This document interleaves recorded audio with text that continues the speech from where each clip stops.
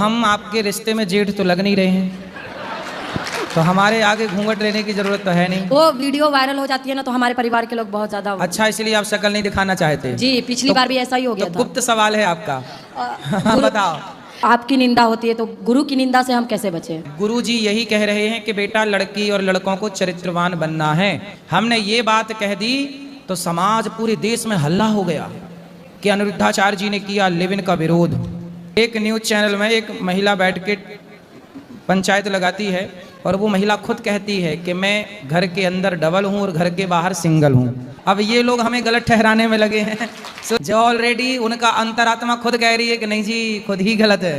अब ऐसे लोग तो विरोध करेंगे। चोर को चोर कह दिया ना, सारे चोरों को मिर्ची लग गई। हम भी एक औरत है, लेकिन हम आसपास ऐसे बहुत औरत और लड़की को देखते हैं ऐसा करते हुए। तो एक बहन तो आके बोली कि मैं टेस्ट ड्राइव करती हूँ पहले, शादी करने के पहले।